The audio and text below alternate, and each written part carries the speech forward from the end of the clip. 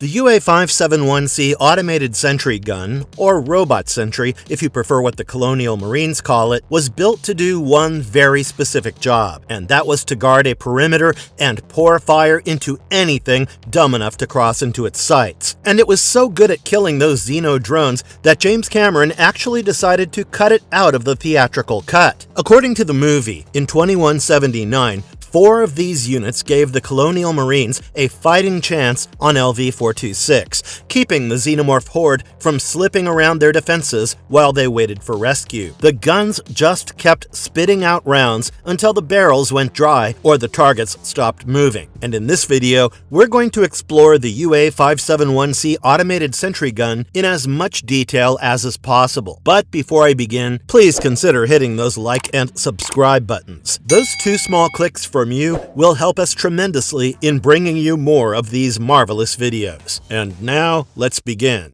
So each unit of this magnificent gun was compact enough to move around, but heavy enough at 19.6 kilos to remind you that she had to be treated with utmost sincerity, seriousness, and respect, like you'd treat your lady. Marines could deploy one in under 2.5 minutes, and every part of it was designed for quick assembly in the field. The tripod snapped open, the barrel and breech locked into place, the sensor array mounted on top, the battery pack and 500-round drum clipped in, and that was it. The whole setup was linked through a microwave data link to a command console where operators could watch the ammo counter tick down. It was always advised that one should set more than just one gun to sweep a full 360-degree arc. So yeah, the smart thing to do was to overlap several units on narrower fields of fire, creating kill zones no enemy could cross. The real teeth of the system was the M30 autocannon, the same pulse-action design that powered the M56 Smart Gun, which is another legendary gun from the franchise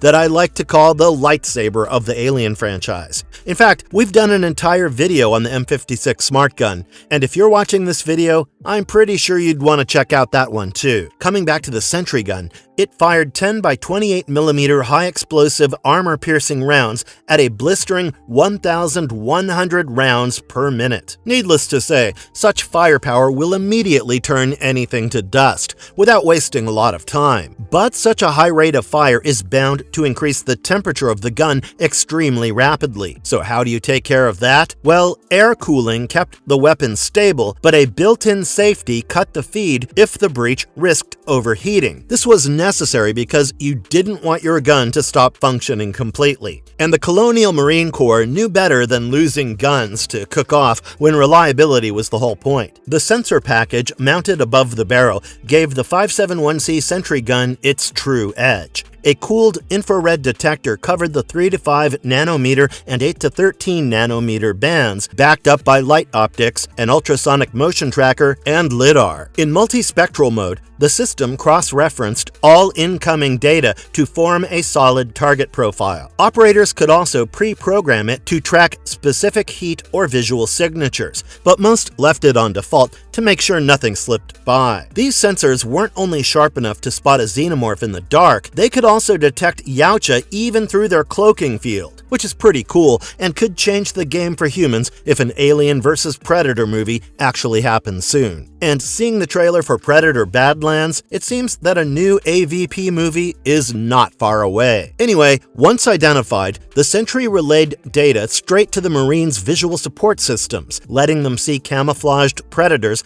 as clearly as if the tech wasn't even on. Much like many other guns in the Alien universe, the UA-571C isn't a one-trick pony. The designers gave it 3 modes of operation, namely auto-remote, manual override, and semi-automatic. And it makes sense because no commander wants to rely entirely on a machine's judgment, even one this reliable. In auto-remote, the gun inspects anything that wanders into its cone of vision with identification friend or foe signals. Every Marine, every vehicle carries a transponder that pings back a code. If the code checks out, the Sentry holds fire. If it doesn't, the gun lights up the target. Enemy gear can be tagged the same way, so even a cloaked or hidden unit can get torn apart if the system reads the right profile. Switching to manual override or semi-auto puts the choice back in human hands. In those modes, the sentry still scans and feeds data to the console, but the operator decides if it's worth spending rounds. This balances efficiency with control, since every Marine knows ammo is precious and wasting it is a quick way to end up dead. Once it locks on, the tripod servos swing the autocannon toward the target, and the fire control system decides how many rounds to spit out. Bursts are tailored to the profile: light spray for small targets, heavier bursts for anything armored. That way, the gun conserves ammunition without losing lethality. Over time, they also developed multiple variants for different needs. The UA-571D comes without the autocannon, and it gets replaced with a 20 megawatt high-frequency laser, which means you get silent and pretty accurate targeting. The 571F went the opposite way. This one has a 40mm automatic grenade launcher for area denial and heavier suppression. Although the three variants do different jobs, the underlying principle remains the same. That is, to put a weapon in the dirt, hook it to a sensor suite, and make sure nothing without clearance gets through. The sentry guns in Aliens may look like futuristic killing machines, but if you peel back the fiberglass casing a little, you will immediately find a weapon with roots in the 1940s. Yeah, exactly, as far back as the 40s. The production team built the props around German MG-42 machine guns, the same models that earned a reputation in World War II for their high rate of fire. Mounted on custom tripods and raised about 45 inches off the ground, the MG-42s were dressed up with fiberglass shells to give them bulk, fitted with custom muzzle brakes identical to the ones used on the M56 smart guns, and topped off with Thorn EMI thermal imagers that stood in for the targeting sensors. To keep the illusion consistent, the weapons were also linked to prop battery boxes by cable and painted in the same tones as the pulse rifle props. The tripods themselves came from an outside engineering firm, but it was armorer Simon Atherton who helped the special effects department give the guns life. Hydraulics were fitted so the barrels could rotate and elevate on their own, giving the impression of autonomous fire control. In reality, only 2 props were made, but the film implies that 4 guns were deployed. As with many Alien props, the roughness of the design didn't matter because the camera never stayed in one place for long. The guns are seen mostly in dim lighting, often from behind or in quick flashes, which took care of not showing the basic construction and left the audience with the impression of cutting-edge military tech. Once production was over, one of the props was repainted silver and reused a decade later in Dennis Hopper's Space Truckers. Today, only one of the original sentries survives, and you can find it at the prop store. Visitors are often surprised simply because of the size. You see, on screen, the guns can look like tools to get a job done, but up close, the thing looks like it could still chew through a wall. One of the more fascinating deleted scenes from the theatrical cut of Aliens is actually the one with sentry guns. Ripley and the Marines fortify their position with UA-571C automated sentry guns set along the tunnels like a final line of defense. The guns do exactly what they're supposed to do, and when the Xenomorphs come in waves, they're cut down in numbers never seen before in the series. On paper, it should be the franchise's bloodiest victory, but it was deleted because it made killing Xenos look too easy. The sequence was restored later in the special edition, where audiences finally saw just how much damage the sentries could do. For fans of hardware, it was a thrill ride. Sci-fi tech holding its own against biology's worst design. What more could one want? But the theatrical cut shows silence, dread, and the claustrophobic crawl of enemies you can't quite track. It was the slower build that kept the creatures terrifying. There's an argument that the omission was the smarter play.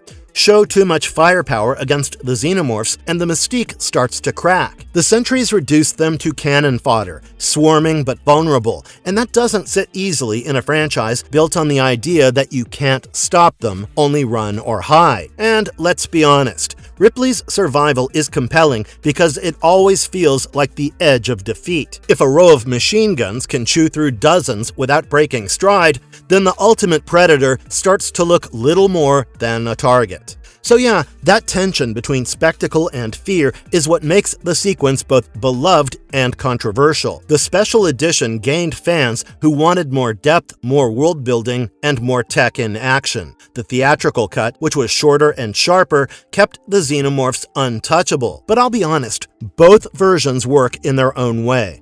But the cut proved valuable for the long game. If Aliens had normalized mowing down hordes of them with hardware, later entries would have struggled to restore the aura of something you can't ever truly defeat. The guns looked great, the sequence worked, but leaving it out helped keep the monsters bigger than the weapons meant to stop them. So yeah, that was all in this video, guys. See you around. And if you liked our content, don't forget to leave a like and subscribe to us if you haven't already. Have a good one and be safe. Thanks, everyone.